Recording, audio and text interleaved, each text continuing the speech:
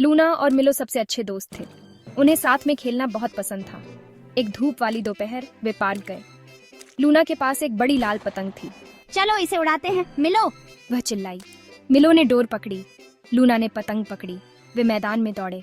पतंग ऊपर नीचे हुई, वह उड़ेगी ही नहीं। अरे नहीं, लूना ने निराश होकर कहा। फिर से कोशिश करते हैं। लेकिन उन्होंने कितनी भी कोशिश कर ली, पतंग ऊपर नहीं रुकी।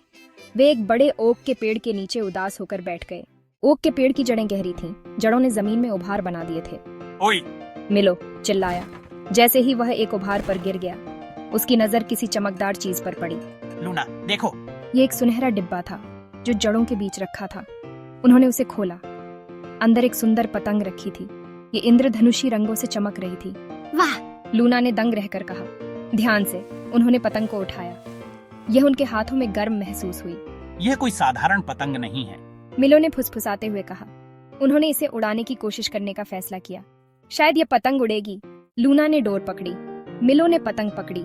जैसे ही वे दौड़े, कुछ जादुई हुआ। पतंग उन्हें ऊपर की ओर खींच रही थी।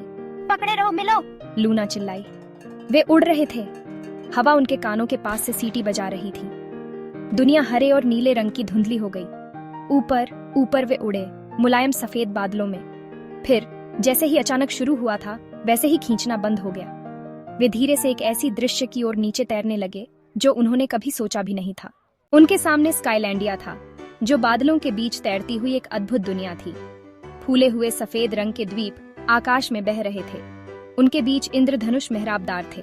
प्रकाश के पंखों वाली तितलियां अतीत में फड़फड़ाती थीं। निकटतम द्वीप पर बादलों से बना एक छोटा आदमी प्रतीक्षा कर रहा था। स्काईलैंडिया में आपका स्वागत है लूना और मिलो। उसने गर्जा। उसकी आवाज गरज जैसी थी। मैं जेफिर हूँ, क्लाउड कीपर। जेफिर, ये जगह अद्भुत है, लेकिन हम यहाँ क्यों हैं? जेफिर उदास लग रहा था।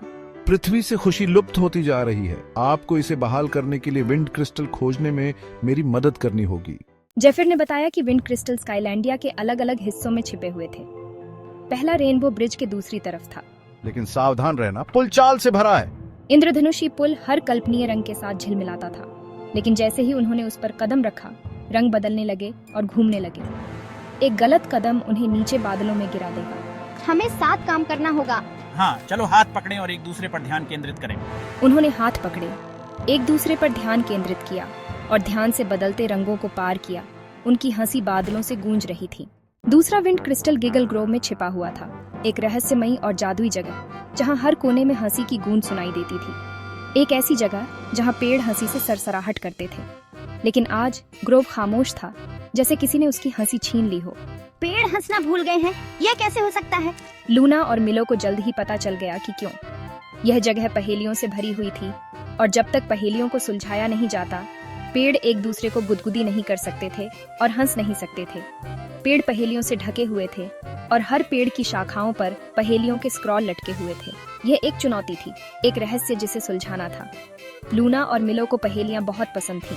वे जानते थे कि उन्हें इन पहेलियों को सुलझाना होगा ताकि ग्रोव फिर से हंसी से गूंज उठे।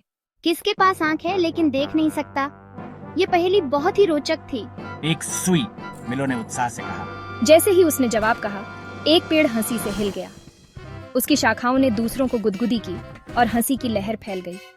पेड़ की शाखाएं एक दूसरे को गुदगुदी करने लगी और धीरे धीरे पूरे ग्रोव में हंसी की गूंज फैल गई। एक एक करके उन्होंने पहेलियों को सुलझाया और हर बार एक नया पेड़ हंसी से भर जाता।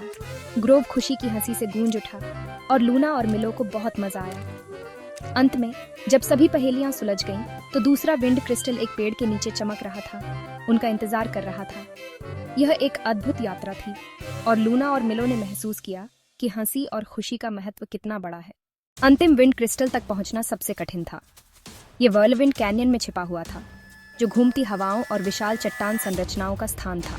बहादुर बनो लूना और मिलो, मुझे तुम पर विश्वास है। घाटी से हवा चली, उनकी मुट्ठी से पतंग छीनने की धमकी दी।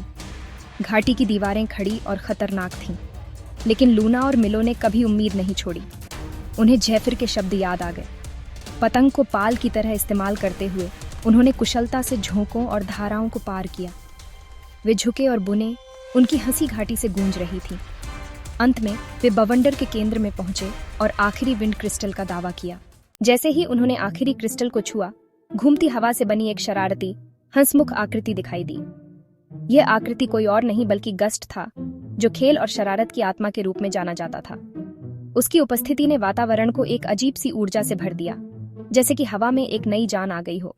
कौन है जो गस्ट खेल की आत्मा को परेशान करने की हिम्मत करता है? उसकी आवाज में गुस्सा और शरारत का मिश्रण था, जो उसके व्यक्तित्व को और भी रहस्यमय बना रहा था। ये मैं ही था जिसने विंड क्रिस्टल को छुपाया और पृथ्वी से खुशी चुरा ली। उसने गर्व से कहा, मानो उसने कोई महान काम किया हो।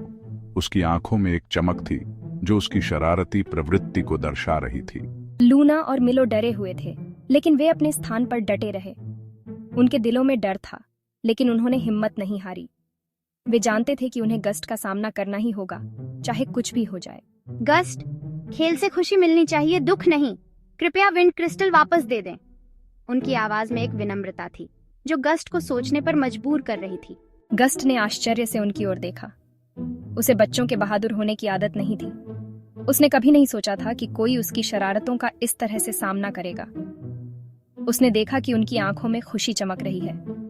यह खुशी उसकी शरारतों से नहीं, बल्कि उनके साहस और विश्वास से आई थी। एक आह के साथ उसने उन्हें क्रिस्टल सौंप दिए। उसने महसूस किया कि उसकी शरारतों का अंत हो गया है, लेकिन उसने यह भी जाना कि सच्ची खुशी दूसरों की खुशी में है। तुम जीत गए, लेकिन ये मत सोचो कि तुमने मुझे आखिरी बार देखा है। उसकी आवाज में एक चुनौती थी जो ये संकेत दे रही थी कि वह फिर से लौटेगा। और हवा के एक झोंके के साथ वह गायब हो गया। लेकिन लूना और मिलो जानते थे कि यह अंत नहीं था। उन्होंने एक नई शुरुआत की उम्मीद के साथ एक दूसरे की ओर देखा, ये जानते हुए कि गस्ट की शरारतें कभी खत्म नहीं होंगी, लेकिन वे हमेशा उसके सामने डटे रहेंगे। तीनों विंड क्रिस्टल हाथ में लेकर लूना और मिलो जेफिर लौट आए। वह बहुत खुश हुआ। लूना और मिलो ने जेफिर को बताया कि उन्होंने कितनी मेहनत और साहस से इन क्रिस्टल्स को हासिल किया। उन्होंने अपने सफर की कहानियां साझा की, जिसमें कई चुनौतियां और रोमांचक पल शामिल थे। जेफिर ने उनकी बातें ध्यान से सुनी और उनकी बहादुरी की सराहना की। तुमने कर दिखाया। तुम दोनों ने असंभव को संभव बना दिया।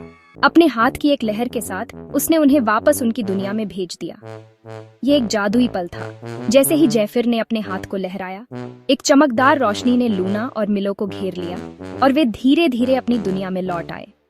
जैसे ही वे पार्क में धीरे से उतरे, उन्होंने कुछ अलग देखा। पार्क में एक नई ऊर्जा थी, एक नई चमक थी। हर चीज में एक नई ताजगी थी, जैसे कि पूरी दुनिया ने एक नया जीवन पा लिया हो। हर तरफ बच्चे हंस रहे थे और खेल रहे थे। उनके चेहरों पर खुशी और उत्साह साफ झलक रहा था। बच्चे झूलों पर झूल रहे थे, गेंद खेल रहे थे और एक दूसरे के साथ मस्ती कर रहे थे। हवा खुशी और उत्साह से गूंज रही थी। पक्षियों की चहचहाहट और बच्चों की हंसी ने पूरे माहौल को और भी जीवंत बना दिया था। यह एक ऐसा दृश्य था जिसे देखकर किसी का भी दिल खुश हो जाए। यह जश्न का समय था। पूरे पार्क में उत्सव का माहौल था। लोग एक दूसरे को बधाई दे रहे थे और खुशियां मना रहे थे। हर कोई इस खास मौके का आनंद ले रहा था। लूना और मिलो ने सभी को अपने साहसिक कार्य के बारे में बताया। उन्होंने अपने सफर की कहानियां साझा की, जिसमें कई चुनौतियां और रोमांचक पल शामिल थे। सभी ने उनकी कहानियों को ध्यान से सुना और उनकी बहादुरी की सराहना की। उन्होंने एक भव्य पतंग उत्सव का आयोजन किया, जो उनके शहर ने अब तक का सबसे बड़ा देखा था। इस उत्सव में हर कोई शामिल हुआ और अपनी अपनी पतंगें उड़ाने लगा। यह एक अद्भुत दृश्य था। आकाश में हर आकार और आकार की रंगीन पतंगें उड़ रही थीं। नीले आसमान में रंग बिरंगी पतंगें एक अद्भुत दृश्य प्रस्तुत कर रही थीं। हर कोई इस नज़ारे को देखकर मंत्रमुग्ध हो गया था।